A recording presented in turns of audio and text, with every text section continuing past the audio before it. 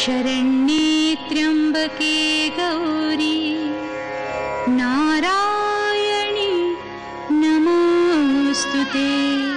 डहाणूपासून केवळ 7 किलोमीटर अंतरावर असलेलं आशागड हे गाव, इथल्या कोकत्री डोंगरावरती सप्तशृंगी मातेचं मंदिर आहे। 1960 साली इथल्या पुजाऱ्याला 7 वेळा देवीने स्वप्नात दृष्टांत दिला आणि 7व्यांदा जेव्हा ती स्वप्नात आली तेव्हा तिने तिची स्थापनेची जागा सुद्धा दाखवली। मग अश्विन महिन्यातल्या नवरात्रीतल्या अष्टमीच्या दिवशी इथल्या पुजाऱ्यांनी शेंदूर लावून तिची स्थापना सुद्धा केली। तेव्हापासून आजूबाजूच्या परिसरातील अनेक भाविक दर्शनासाठी कायम इथे गर्दी करतात।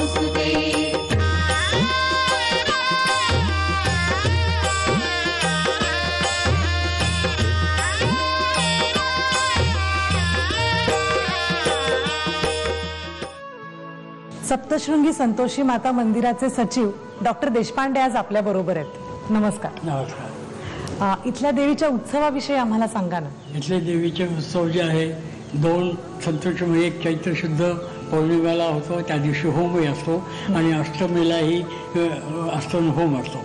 त्यानंतर नवरात्रीमध्ये 2 होम होतात, अष्टमीचा होम आणि पौर्णिमेचा होम। त्यानंतर गणेशोत्सव साजरा करतो।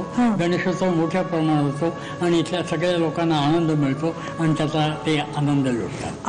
आता यात्रा असते, मगाशी आपलं बोलणं झालं तेव्हा कळलं, म्हणजे नक्की काय असतं? यात्रा म्हणजे इथे संबंध लोक येतात दर्शनाला वगैरे आणि यात्रेचं स्वरूप प्राप्त होऊन जातं आणि मग त्यामुळे सगळे लोक संबंध ह्या परिसरातले येतात आणि या परिसरात दर्शनाचा लाभ घेतात आणि संतोषी माता मुख्य म्हणजे लोकांना पावते।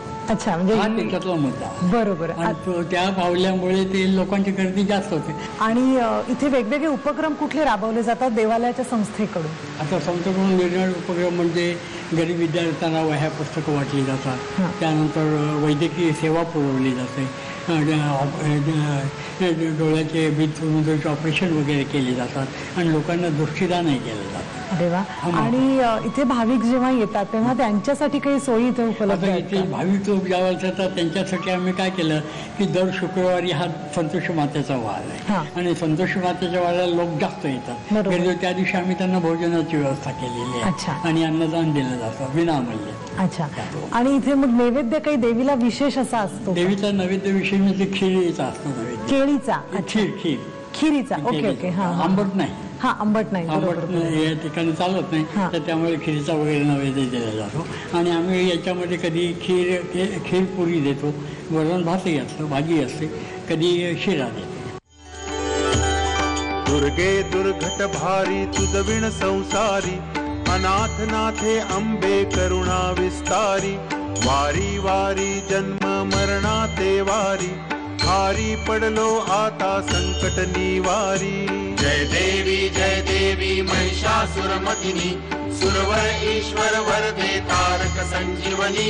जय देवी त्रिभुवनी भुवनी पाहता तुझ ऐसी नाही, चारी श्रमले परंतु न बोलवे काही, साही विवाद करिता पडिले प्रवाही, ते तू भक्ता लागी पावसी लवलाही जय देवी जय देवी जय देवी जय देवी महिषासुरमथिनी सुरवर ईश्वर वरदे तारक संजीवनी जय देवी जय देवी प्रसन्न वदने प्रसन्न होती निज दासा क्लेशापासून सोडी तोडी भवपाशा अंबे तुझ वाचून कोण पुरविल आशा नरहरी तल्लीन झाला पद पंकजलेशा जय देवी जय देवी.